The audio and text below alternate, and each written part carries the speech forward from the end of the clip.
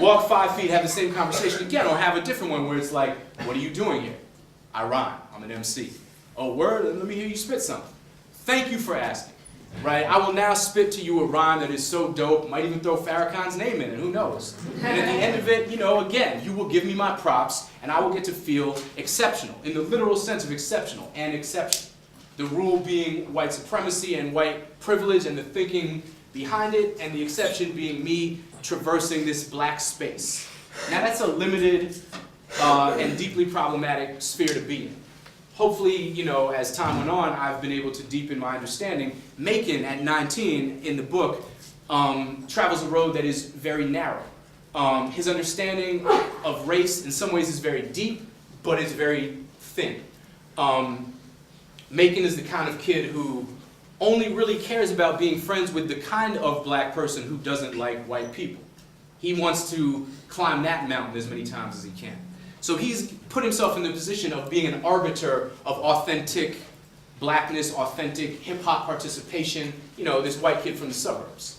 And in a way, I think that mirrors the situation that hip-hop itself finds itself in today. As many of the arbiters of taste, many of the A&R people, many of the radio programmers, the records, you know what I'm trying to say, radio programmers. Industry cats. Industry cats, thank you, Dave. You know, are in that same mold. So, you know, I wrote this book in many ways to sort of probe and plumb the question of what it means to be down, what the limits of empathy and sympathy and solidarity might look like in the context of the hip-hop generation and a particular moment. I wanted to try to grapple with the race novel in America, as crafted by people like Richard Wright, Ralph Ellison, James Baldwin, Amiri Baraka, Ishmael Reed, Paul Beatty, George Schuyler, and, you know, remix it in a way that would be applicable and specific aesthetically, structurally to the hip-hop generation. So, you know, that was what I was trying to do. That's all I really got. Should we open it up now and do, yes? Question Yes, for you, sir. so maybe share. Does it involve Cypress Hill and Black Sheep? Because we gotta have. Yeah, I heard about your discussions with that. You're wrong. He somehow thinks Black Sheep is a real significant group that changed the face of hip hop. I don't know where that came from. Engine number 9.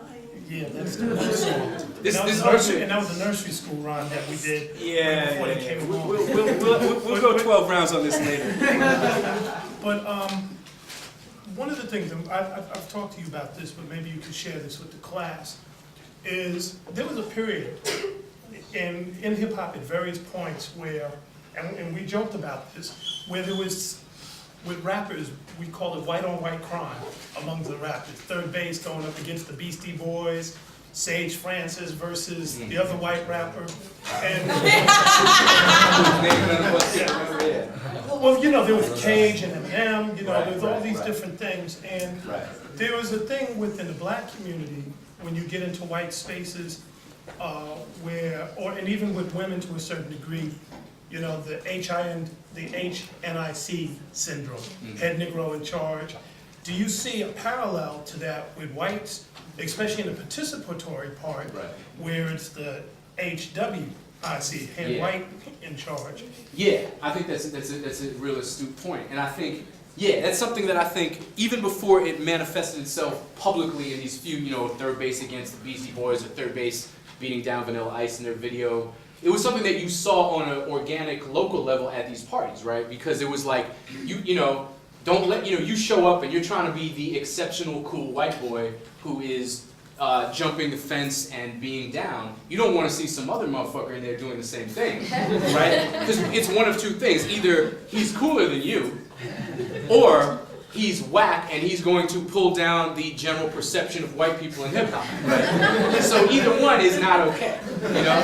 But I mean, I think that it points to a much larger concern, which is that really there's seldom has there been any notion of collectivity or community for white people participating in hip-hop. It's been largely about individual gratification and affirmation. Feeling exceptional, not feeling like you were you know, bringing something back to whatever community you came from, or fundamentally altering the general perception of urbanity or blackness or masculinity or femininity. It became really about jumping a fence and feeling like you were down. And I think you see the same thing today, but it's become less personal and more consumer-based. Because today you have these totally sort of closed-off, bubble-like underground hip-hop communities in various cities across the country that are all white. So you go to like Minnesota, you know, and you do a talk, like I did a talk in Minnesota, and afterward all these dudes were handing me their self-pressed CDs, and it was like all these groups were white, and maybe they had one black dude in it. I had to get out my magnifying glass, make sure it wasn't the same dude, just like, you know, because you had that sense. And you know, when white people formed sort of a critical mass within hip-hop, these questions that we were forced to confront no longer became relevant or necessary. What hip-hop did, I think, in the 80s, for a kid like Macon, for a kid like me as well, was fundamentally it dislocated whiteness from its presumed position of centrality and normality in American life. Right? It's always been like white unless otherwise specified. You want to see what I mean? Find an unsuspecting white person.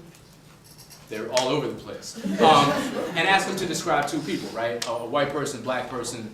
9 times out of 10, the first adjective used to describe a black person is going to be black. Even if this person is like 3 feet tall with an arm growing out of their head, you know? It's like, what does Joe look like?